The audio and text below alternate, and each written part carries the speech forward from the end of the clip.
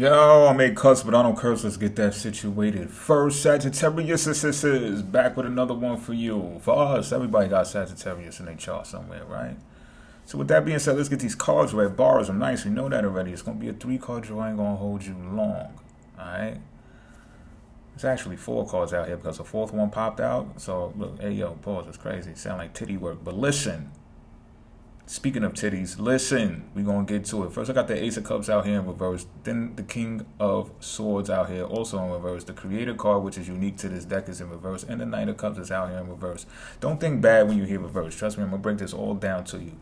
But first of all, those of you, listen, there is a distorted way that you're looking at relationships just as of recent. You might have been over it by now. So this might have happened like 2 or 3 days ago, but you had a situation occur, and you may have these thoughts often, but like they're fleeting, and then you like snap back into your senses, and then you're like, nah, fuck it. You put your fucking girl dress back. You know what I mean? Or guys, you put your fucking Timbs on. I don't know. You know what I'm saying? And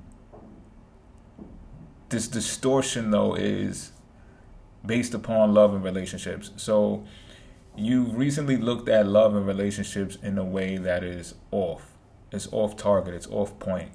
And not for nothing, this could go, your theory anyway, or your philosophy about love and relationships could be something that's traditional, like, you know, the man and the woman and the joining together and the wife and the babies afterwards, and you have a home and the car and the his and hers and all of that stuff. But so what I'm feeling and what I'm seeing is that was just like La La Land. Like, you've been through this before. You've told yourself this before. Like, you've been through like you was on a wrecking ball. I'm hearing the word wrecking ball. I think Miley Cyrus sings that. I don't know if y'all know the words to that or what the lyrics mean to you or whatever the case may be. But get in the comment section if it means something significant that I'm skipping over right now. But you've been on a wrecking ball. I've seen, like, you know how disastrous that philosophy can be.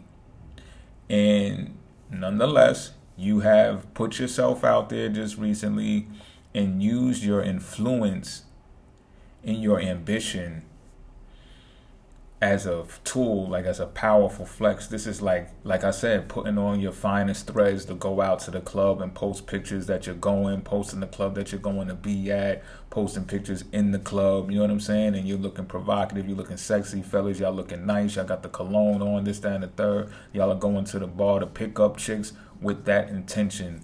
And what I'm seeing is that's a distorted way of looking at relationships, relationship bonding, building relationships, at least for you. Now, it may be cute to look at certain TV shows, soap operas, movies, and you see the romance that's involved in the happily ever afters and all that, and you want that for yourself.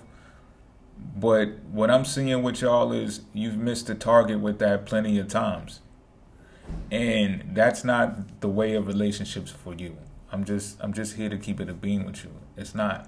Now, on the other hand, you got something else brewing, something going on inside of you, which is creative, a creative spark.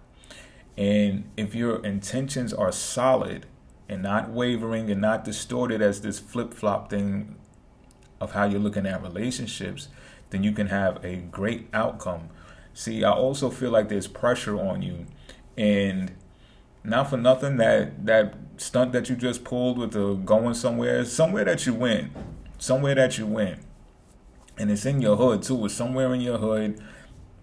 It's the community having an impact on you instead of you having an impact on the community. So what I'm seeing and what I'm feeling is that you actually fell victim to the susceptibility of the environment around you, to where the environment nurtured you in a way that says, well, let me try this one more time. Let me get back in the swing of things. Now, I just need to go out. I need to get some sun.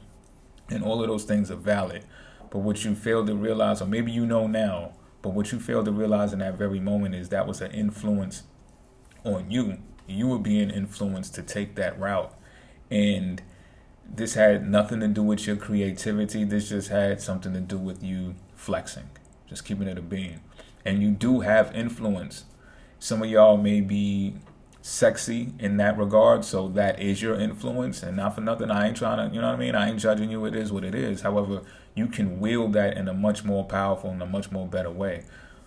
What's being shown here is, though, that you have to take the initiative to not be the victim. And again, if some of y'all are just hearing this message and you was unaware that this was occurring when you went out and you did your 1-2, or when you perceived relationships and love in this type of way, again, because I'm feeling like it's not your first rodeo, I said that already, then when you take the initiative and say, you know what, I was actually the victim that day. I was actually the victim when I put on those nice clothes and took pictures and went out, and I was the victim of my own, not circumstance, but community, environment. Product of your environment is what you were. Of course, you can correct this, you can change this, but that's where it starts. To start out and say, yo, look, I'm not a victim. I actually am the creator of my own consciousness. So from this point forward, whatever I believe inward is going to be reflected outward, and I'm going to strive and strut towards that consciousness. But you got to understand, your intentions got to be solid, meaning not shaky, not wavering. This is what you want. And what you'll see is that when you start holding a solid intention and you start drawing from a creative standpoint, you're going to have a prospect bring themselves to you. Some of y'all, this prospect has already drawn themselves to you, has already been attracted to you. They're actually the key, the symbolism, because they represent symbolism of what you're doing that is correct. Now, how flirty or how, playful that relationship is when it occurs, that's up to the universe. I would say what's organic is organic. You understand what I'm saying? So am I saying that if you tap into your creative well, that you'll attract the right love prospect? Maybe, maybe not. But you will attract the type of relationship that is better suited for you, better suited for both parties involved, and not on a distorted path that you were on when you just felt like you wanted to pop out real quick. All right? Because this ain't about real quick. This is about people being drawn to your light because of what you do and who you are, more than it is you trying to get hits with someone because you want a codependent relationship or you want to be validated externally. You understand what I'm saying? This is more about what you possess inside. Because what's going to happen is you're going to draw that out of another person. And that person is going to say, you know what? I got pride too. Like, I can stand up for myself too. I can glow too. I can create and do my thing too. You understand what I'm saying? So it's more about that. This is giving me like even TMZ vibes, like maybe power couple vibes, but more along the lines of celebrity limelight type shit. You understand what I'm saying? Not just being subject to any person that's at the bar, B. Like, you're not doing those.